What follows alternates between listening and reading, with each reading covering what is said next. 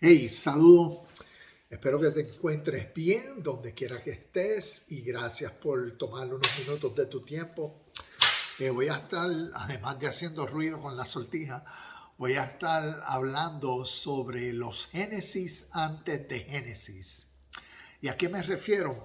Bueno, me refiero a que nosotros, pues, cuando escuchamos Génesis, entendemos que se refiere a principio o el comienzo de la historia de la humanidad, del mundo, del universo, de todo lo que existe, y así es como nosotros pues lo entendemos a luz de lo que la Biblia nos enseña, y de ahí es donde viene la palabra Génesis. Entonces es como decir, ¿a qué me refiero? A los Génesis antes de Génesis. Y es interesante pues cuando uno estudia historia, muchas de las historias que nosotros tenemos en Génesis se repiten y han sido repetidas anteriormente. Te doy un ejemplo y algo empezando el libro de Génesis. Génesis capítulo 1, versículo 1. Las primeras tres palabras dicen, en el principio Dios creó. Y ahí tenemos el principio, Dios creó los cielos y la tierra. Pero esas tres palabras son bien significantes, porque la Biblia en el capítulo 1 de Génesis hasta el capítulo 2, versículo 3, nos muestra una creación, nos muestra una perspectiva de un Génesis, una creación de acuerdo a lo que este primer texto nos dice, Génesis 1:1, que dice, en el principio creó Dios los cielos y la tierra. Ahora, cuando uno examina en la lengua aramea original, que fue en la lengua que este texto se originó, basado en los hebreos o judíos, dice en su lengua, Bereshit bara Elohim. La palabra Elohim, según la tradición aramea hebrea, significa dioses, plural, no singular. En nuestra traducción y en la forma en cómo se ha traducido y se traduce en muchos versos, sí la traducen singular, Dios, como lo vemos ahí en esta traducción. Pero si buscas una palabra, una Biblia o el Tanakh, la Biblia hebrea, y buscas en su lengua hebrea, o si tienes una aplicación como Bible Hub o Biblia Paralela, donde puedes entonces de una forma interlineal mirarla en inglés o en español, y debajo pues mirarla cómo está escrita en su lengua original, aramea, y entonces a la misma vez buscas en el compendio Strong o en el lexicon Strong para buscar más definición sobre esta palabra Elohim, pues entonces vienes a darte cuenta que Bereshit para Elohim en su lengua aramea significa en el principio, cuando los dioses crearon, o los dioses plural, crearon en el principio. Entonces, eso lo podemos ver en el contexto del capítulo 1, porque en el versículo 26, cuando dice, hagamos a los hombres a nuestra imagen y semejanza, ahí está usando plural. Entonces, usualmente en la mente nuevo testamentaria, en la mente nuestra, pues lo llevamos a, pues claro, plural, porque está hablando del Padre, Hijo y Espíritu Santo. Entonces, algo interesante es que cuando se escribió, o uno tratar más bien de conocer qué significaron los autores originales de estos textos. ¿Significaron Padre, Hijo y Espíritu Santo? O tal vez estos textos nos están enseñando algo histórico que, basado a como nosotros conocemos el mundo y la historia, y este Génesis, pues desconocemos otros Génesis en la historia que antecedieron el Génesis que nosotros conocemos por nuestra tradición, nuestra fe y nuestra religión, el Génesis de la Biblia. En Génesis en la Biblia, capítulo 1 al capítulo 2, versículo 3, nos muestra una historia de la creación. Desde el capítulo 2, versículo 4 en adelante, nos muestra una segunda historia de la creación o otro segundo Génesis según el Señor, y lo llama por su nombre Jehová. Y ahí está, lo puedes tú comparar. Compara Génesis 1 y compara Génesis 2 y te vas a dar cuenta que son dos historias totalmente diferentes.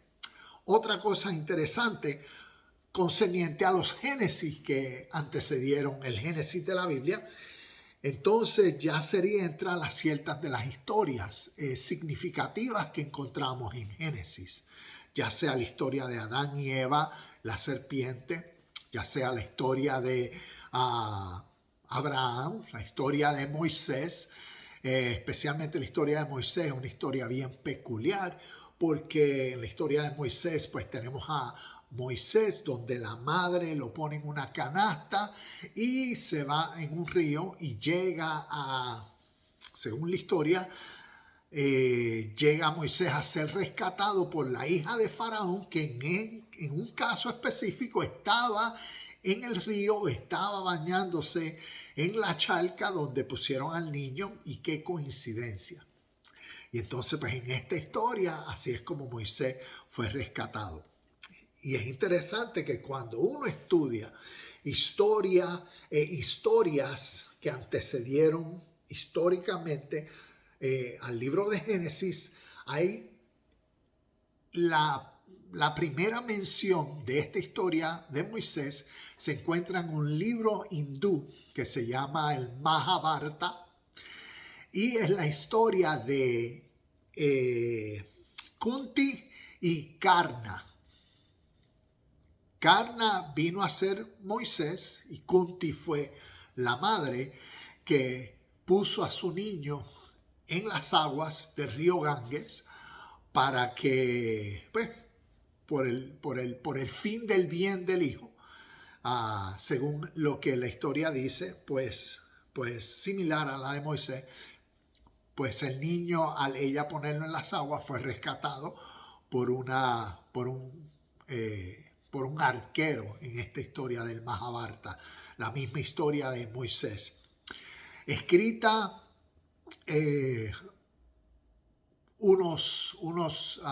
entiendo que fue escrita alrededor de unos 1000 años antes de la historia de Génesis que tenemos en la Biblia, en especialmente Éxodo, la historia de Moisés.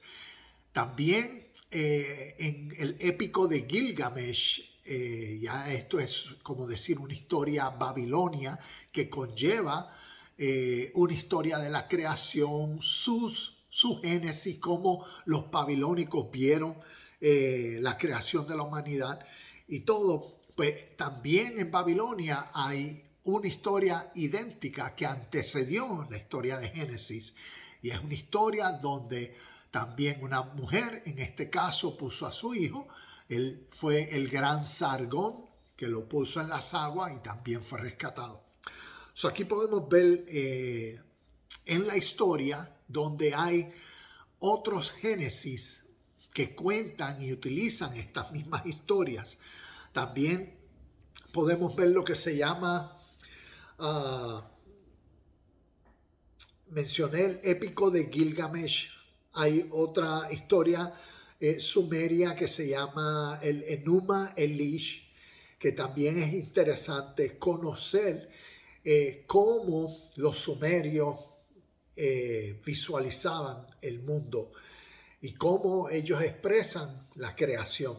Y en muchas de estas historias lo interesante es que se relaciona a cómo dioses se creaban y cómo los dioses creaban todo como tal ellos creían. Los dioses entre sí se casaban, tenían hijos que eran semidioses y creaban a seres humanos. Y qué coincidencia que creaban a los seres humanos para que los seres humanos les sirvieran a los dioses, para que les sirvieran comida, para que les sirvieran, ya sea en algunos les sacrificaran animales, les sacrificaran inclusive seres humanos. Hay muchas historias que antecedieron la Biblia, que llamo Génesis, que antecedieron nuestro Génesis, que las podemos ver cómo influenciaron la literatura que tenemos en el Viejo Testamento y sus historias narrativas. Y es interesante y he encontrado en estos años de estudio lo significativo que es conocer, expandir nuestra mente de la cosmovisión que tenemos y de la forma de cómo interpretamos todo el mundo de acuerdo a nuestra fe y a nuestra tradición y a nuestra interpretación de cómo aprendimos lo que es la historia, que parte desde el Génesis que vemos en la Biblia. Y es como le he compartido cuando hablo con amistades o con pastores o con personas sobre este tema. Les hago la pregunta: ¿cómo tú conociste lo que hoy tú llamas y vives que es tu fe? ¿Cómo tú aprendiste? ¿Cómo tú conociste? Y la mayoría me contestan lo mismo que fue mi experiencia. Y que, pues, cuando nacimos, yo en el 71, pero cuando nacimos, pues, nacimos en una familia que algunos practicaban algún tipo de fe, ya sea católica, ya sea cristiana, ya sea otra. Y basado en esa armonía familiar fue como iniciamos nuestra academia, por decirlo así, o nuestro conocimiento concerniente a nuestra religión, nuestra tradición, nuestra fe en nuestra cultura, ya sea en nuestro país, en nuestro idioma. Y así sucesivamente, a medida que íbamos creciendo, conociendo a más personas, ya si íbamos a una iglesia y eso, pues conociendo más personas que practicaban lo mismo, que pensaban de la misma forma, pues eso solidifica la fe, las convicciones de uno y nos lleva a desarrollar un estilo de vida de esto es verdad.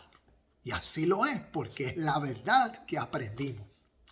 Y entonces miramos la totalidad del universo, la totalidad del mundo, de acuerdo a nuestra perspectiva. Ya cuando uno es adulto, considero que es sumamente necesario de uno conocer, preguntar, reinvestigar la inmensa fe y significativa que tengo, que tenemos, porque es parte de nuestra identidad o es nuestra identidad. Y entonces lo bueno es solidificar nuestra fe. ¿En qué? En lo verdadero. Y por ende, por eso es que considero estas historias significantes, porque cuando llegamos adultos, tal vez nos podemos dar cuenta que nunca hemos cuestionado cuál es el origen de estas historias. ¿De dónde vienen? ¿Son inspiradas por Dios? ¿Qué significa que son inspiradas por Dios? Son preguntas que uno tiene que hacer para entonces ir solidificando estas respuestas y que eso solidifique nuestra convicción en nuestra fe. Termino con Génesis antes de Génesis. Miremos, busquemos a través de la historia porque es significante. Esta librería que llamamos y conocemos Biblia, que tiene un Viejo Testamento y tiene un Nuevo Testamento, históricamente, si las miramos como historias totalmente literales, puede que estemos perdiéndonos mucho significado práctico, inspirado y significativo en la historia. Y entonces creo genuinamente que la Biblia en el lado del mundo donde vivimos, ¿y a qué me refiero en el lado del mundo? Me refiero al lado occidente, o lo que llamamos el este, o en inglés the West. Pues en este lado del mundo he aprendido que históricamente la Biblia ha comenzado un Génesis donde explica de una forma nueva, diferente, el origen y cosmovisión, dirección, tal vez ya sea también beneficio de este nuevo mundo que se distanciaba de lo que conocemos como el Oriente o el Este. Que en el Este, históricamente, son los originadores de toda escritura inspirada por Dios, divina o espiritual. Desde el Oriente se origina mucha literatura que antecede por miles de años lo que nosotros llamamos Biblia. Muchas historias simbólicas, significantes, porque tiene que ver con cómo fue el desarrollo de sociedades, de imperios, de reinos. Y todo este tipo de información es significativa. Pero también el desarrollo de conceptos espirituales y cómo fueron interpretados o cómo se interpretan. Este tipo de historia nos ayuda de una forma significante a nosotros conocer y entender la Biblia, su génesis y su literatura, y en la forma que fue escrita desde el Viejo Testamento hasta el Nuevo Testamento. Y después voy a estar hablando de unos tópicos, unos temas significativos que tienen mucho que ver en relación con el Nuevo Testamento y la forma en cómo lo interpretamos. Así que Génesis antes de Génesis, espero que esta información te motive a indagar un poco más, a buscar históricamente si es verdad que hubieron otros Moisés, si es verdad que en la historia han habido otras fuentes de información significativa que recuenten estos dichos como la Torre de Babel, que en realidad sucedió ahí, que otras historias se me vienen a la mente que son repetidas. Y qué eso significa en la historia para nosotros en este nuevo mundo, en el siglo XXI. ¿Son relevantes? ¿Tienen peso y significado? Mi respuesta es absolutamente sí.